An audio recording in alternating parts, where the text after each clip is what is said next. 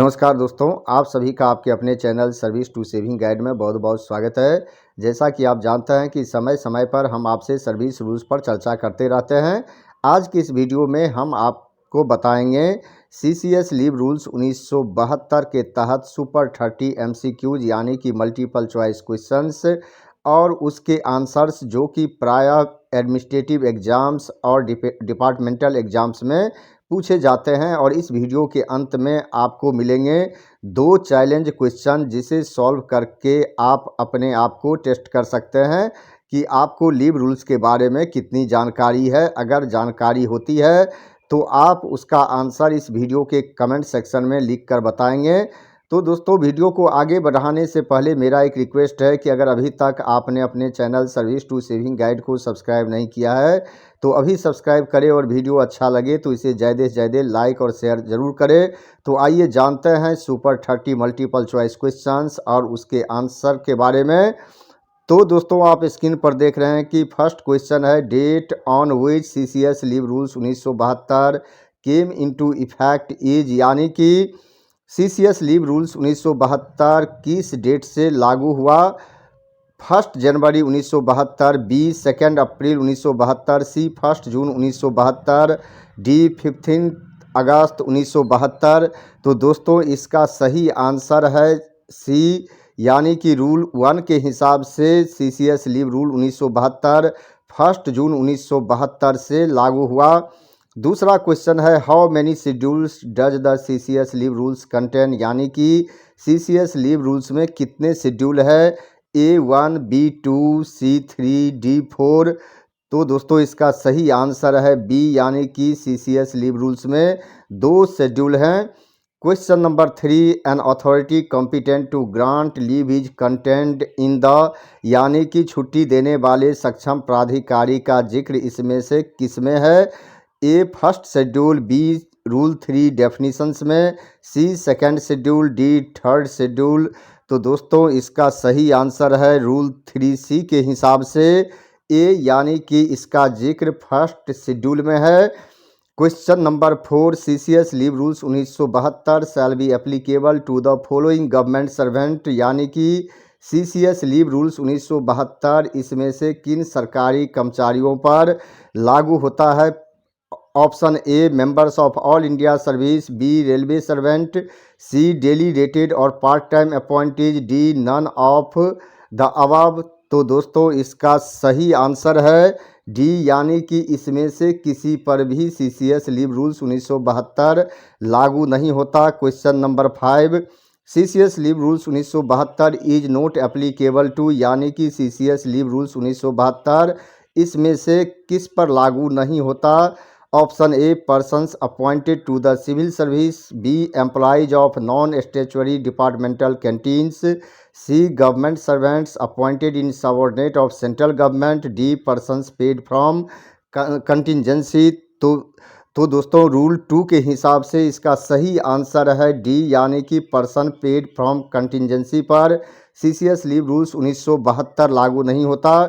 Question number 6, who is the competent authority to concur with the relaxation of rules provisions incorporated in CCS leave rules 1972, यानी कि CCS leave rules 1972 के rules या provisions में अगर ढील देने की बात आती है तो किस सक्षम प्राधिकारी की सहमति से उसमें ढील दी जा सकती है। ऑप्शन ए है head of department, option B concern ministry of the department, option C president, option D ministry of personnel public grievances and pension. तो दोस्तों, इसका सही आंसर है डी, यानी कि रूल 65 के हिसाब से ministry of personnel public grievances और पेंशन की सहमति से किसी भी प्रोविज़न में ढील दी जा सकती है। Question number 7, what is the date of effect for application of CCS leave rules to the employees of non statutory departmental canteen, यानी कि नॉन स्टैट्यूटरी डिपार्टमेंट कैंटीन के कर्मचारियों पर सीसीएस लीव रूल 1972 कब से लागू होता है। Option A 1/1/1991, option B 1/10/1991, option C 1/7/1992, option D 1/1/1996। तो दोस्तों, इसका सही आंसर है रूल 2 के हिसाब से बी, यानी कि 1/10/1991 से लागू होता है। Question number 8, the new type of leave introduced by the 7th पे कमीशन इज, यानी कि 7th पे कमीशन के द्वारा कौन सी नई छुट्टी लागू की गई यानी कि इंट्रोड्यूस किया गया। Option A work related intentional injury leave, B work related inflicted injury leave, C work related indispensable leave, D work related illness and injury leave. तो दोस्तों रूल 44 के हिसाब से इसका सही आंसर है डी, यानी कि work related illness and injury leave. Question number 9, foreign service means service in which a government servant receives his pay from, यानी कि फॉरेन सर्विस का मतलब ऐसे सर्विस से है जिसमें सरकारी कर्मचारी का वेतन मिलता है। तो इसमें से किससे मिलता है? तो ऑप्शन ए है consolidated fund of India, option B है consolidated fund of state, option C है consolidated fund of union territory, D है नन ऑफ द अबव। तो दोस्तों रूल 3 के हिसाब से इसका सही आंसर है डी, यानी कि none of the above. Question number 10, who will maintain the leave account of gazetted government servants whose pay and allowances are drawn and dispersed by the head of office, यानी कि gazetted government servant की छुट्टी खाते leave account को कौन maintain करेगा जिसका pay and allowances head of office के द्वारा दिया जाता है। Option A head of department, option B ministry concerned, option C head of office, option D next higher authority. तो दोस्तों रूल 15 के हिसाब से इसका सही आंसर है C, head of office. Question number 11, leave account of a gazetted government servant shall be maintained by, यानी कि गजेटेड गवर्नमेंट सर्वेंट के छुट्टी खाते को कौन मेंटेन करेगा। Option A audit officer, option B himself, option C pay and accounts office, option D head of office. तो दोस्तों रूल 15 के हिसाब से इसका सही आंसर होगा ए, यानी कि ऑडिट ऑफिसर मेंटेन करेगा। Question number 12, a government servant's claim to leave is regulated by the rules in force at the time the leave is, यानी कि सरकारी कर्मचारी की जो छुट्टी का दावा है वो उस समय के नियम के हिसाब से रेगुलेट होता है। तो इसमें से किस समय के नियम से हिसाब से रेगुलेट होगा। Option A applied and granted, option B debited to leave account, option C availed, option D encashed. तो दोस्तों रूल 8 के हिसाब से इसका सही आंसर होगा अप्लाइड एंड ग्रांटेड, यानी कि जिस समय में छुट्टी के लिए अप्लाई किया जाता है और उसे ग्रांट किया जाता है उस समय में के लागू नियम के हिसाब से रेगुलेट होगा। Question 13, what is the maximum period of leave of any kind which can be allowed to a government servant, किसी भी सरकारी कर्मचारी को किसी भी तरह की छुट्टी अधिकतम कितने समय तक के लिए दी जा सकती है। तो option A 5 years, option B 6 years, option C 7 years, option D 2 years. तो दोस्तों रूल 12 के हिसाब से अधिकतम 5 ईयर्स इसका सही आंसर है। ऑप्शन ए अधिकतम 5 ईयर्स तक की छुट्टी दी जा सकती है। Question number 14, which of the following sentences are correct with respect to right to leave, यानी कि छुट्टी के अधिकार के संबंध में इसमें से कौन सा सेंटेंस सही है। Option A leave can't be claimed by a government servant as of right, यानी कि छुट्टी किसी अधिकार के रूप में दावा नहीं किया जा सकता। Option B leave may be refused और revoked by the competent authority when exigencies of service so required, यानी कि सेवा की ज़रूरतों को ध्यान में रखते हुए सक्षम प्राधिकारी किसी भी छुट्टी को देने से मना कर सकता है या उसे रिवोक कर सकता है।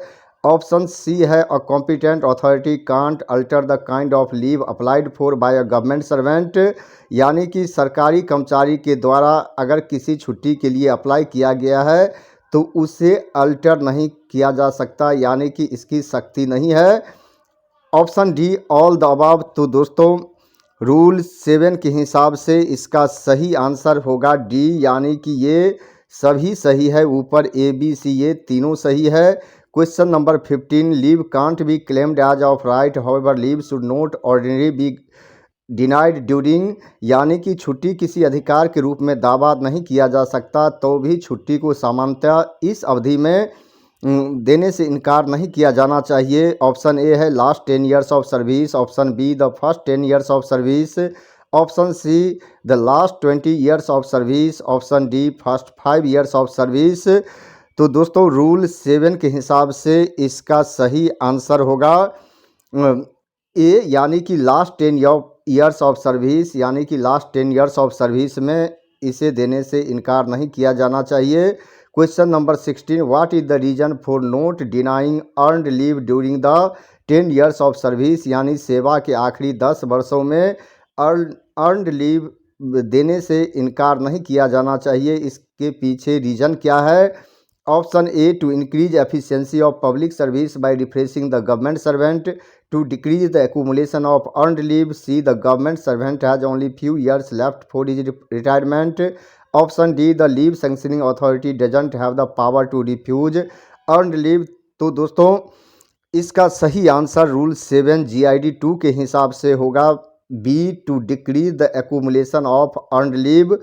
Question number 17, according to leave rules an authority competent to grant leave can't refuse or revoke a leave applied under, यानी कि CCS लीव रूल्स के हिसाब से इसमें से किस नियम के तहत मांगी गई छुट्टी को ना तो देने से इनकार किया जा सकता है, ना तो उसे रिवोक किया जा सकता है कॉम्पिटेंट अथॉरिटी के द्वारा। Option A rule 7, option B rule 15, option C rule 20, option D rule 27। तो दोस्तों रूल 7 के हिसाब से इसका सही आंसर है रूल 20, यानी कि ऑप्शन सी सही आंसर होगा।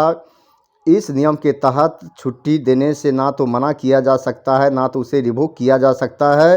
Question number 18, when a government servant applies for a specific kind of leave the leave sanctioning authority doesn't have the power to, यानी कि अगर कोई सरकारी कर्मचारी किसी खास छुट्टी के लिए अप्लाई करता है तो लीव सैंक्शनिंग अथॉरिटी यानी छुट्टी देने वाले सक्षम प्राधिकारी के पास इसमें से कौन सी शक्ति नहीं है?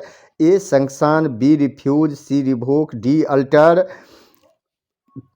तो दोस्तों रूल 7 के हिसाब से इसका सही आंसर डी होगा, यानी कि अल्टर करने का अधिकार लीव सैंक्शनिंग अथॉरिटी के पास में नहीं होता है। Question number 19, what is the time limit for commutation of one kind of leave into another while rejoining duty, यानी किसी भी छुट्टी को किसी अन्य छुट्टी में कम्यूट करने के लिए कितनी समय सीमा होती है? Option A 6 month, option B 3 months, option C 30 days, option D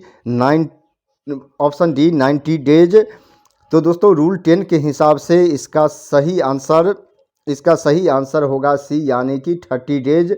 30 days के अंदर में कम्यूट करवाया जा सकता है। Question number 20, the maximum period of continuous leave of any kind which can be allowed to a permanent government servant, या किसी भी परमानेंट गवर्नमेंट सर्वेंट को किसी भी तरह की छुट्टी लगातार अधिकतम कितने समय तक के लिए दी जा सकती है?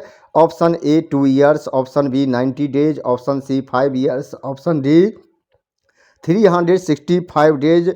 तो दोस्तों रूल 12 के हिसाब से इसका सही आंसर होगा सी, यानी कि अधिकतम 5 वर्ष तक के लिए दी जा सकती है।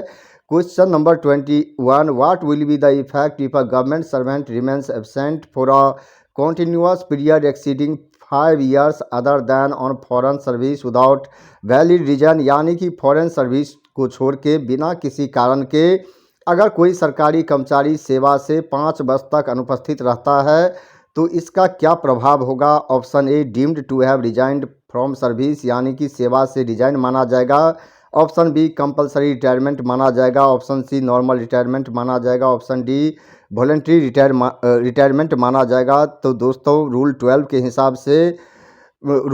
के हिसाब से इसका सही आंसर होगा ए, यानी कि deemed to have resigned from service.